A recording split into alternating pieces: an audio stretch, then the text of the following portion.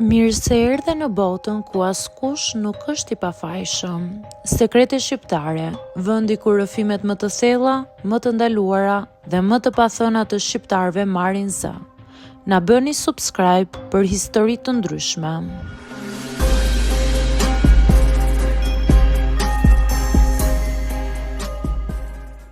Punoj në një fast food me emër në Tiranë. Çfarë ndodh aty është çmenduri.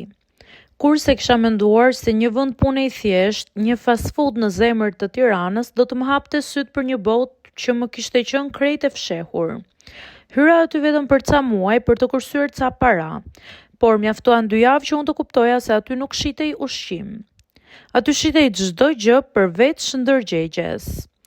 Dita e parë ishte një aromë që nuk duhej fare të ishte dhe të ekzistonte. Erdha herët në mëngjes. Pronari ishte një burr me bark të fryrë dhe duar që nuhasnin çdo gjë. Më shpjegoi punën me një shpejtësi që më la pa frym. Ndjek recetat pas tërti, buzëqeshje për klientët e tjerat i mëson me kohën, më tha ai. Por sapo hyra në kuzhinë, aroma që më goditi nuk ishte lidhje me ushqimin e freskët. Ishte diçka mes mishit të vjetër, vaj të djegur dhe një lloj mbetjeje që më bëri stomakun të më mblidhej. Një nga punonjësit Arlindi më tha me zë të ulët: "Mos e merr frymën thellë, do më falenderosh më vonë."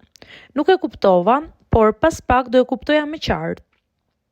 Në menun e fast foodit çdo gjë ishte e shkruar super fresh, produkti i ditës, bio 100%, por në frigorifer pash 3 arka me mish pa etiket të mbuluara me ujë të ftohtë, sikur dikush donte t'i ringjallte. Pyeta Arlindin: "Pse nuk kanë datë skadence?" Ai qeshi: "Po pse, ti mendon se na furnizojnë çdo ditë?" Hapi një derë të veçantë, brenda ishte një makineri e vogël, një makinë që shtypte etiketa të reja. Sa herë skadon mishi, më tha, i ngjisim etiketë të re. Të gjithë e bëjnë, mos u çudit. U bllokova komplet. Ai vazhdoi qetë sikur po tregonte motin. E rëndësishme është që ngjan mirë, konsumatori nuk e dallon. E dija se duhej të largohesha që në atë moment, por ishte vetëm dita e parë e punës dhe më duhej paga. Të nesërmen më caktuante pjesa e perimeve. Mora kutit e sallatave dhe pash gjethen e lagur të butë me njolla. U ktheva nga shefi dhe i thash: "Këto janë të prishura." Ai qeshi me një ironi që më ngriti nervat. Hidhi në ujë me uthull 10 minuta, bëhen si të reja, sikur sapo i ke kputur nga fusha.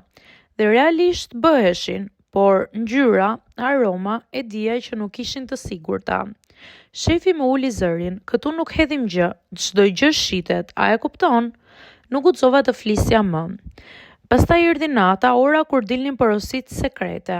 Rreth orës 23 të natës, kur fast foodi duhej të mbyllej, ndodhi gjëja më e çuditshme.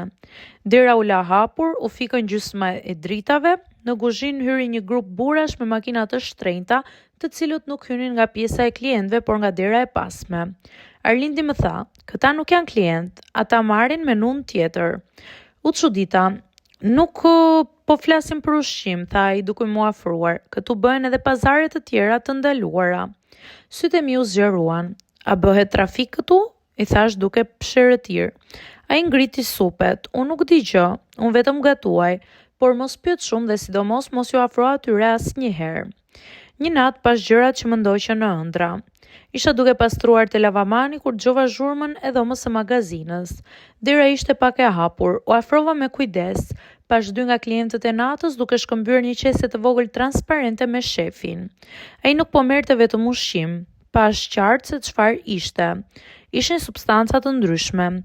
Shefi e futi qesen poshtë tavolinës dhe i tha: "Gjithçka kalon nga prapa fast foodit." Në atë moment më drodh trupi. Të nesërmen mora një paralajmërim që nuk do ta harroj. Hyra në punë dhe pa shefin duke më pritur te dera. Mbrëm ishe me orar deri në 10. "S'të kemi thënë të rish më gjatë, mos harro kufit." Më vështroi drejte në sy. Pash në sytë e tij diçka që më paralizoi. Ai e dinte që unë kisha parë.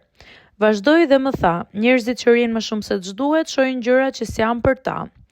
Ditët kaluan, por frika u rrit. Filluan rastësit. Një natë gjeta çantën time të hapur. Një herë humbën çelësat e dollapit tim. Një burr që nuk e kisha parë kurrë më tha te dera: "Ruaje gojën, nuk të kërkoj njëri ti jesh kurioztar." Kisha frikë të flija, frikë të shkoja në punë dhe frikë të mos vija në punë.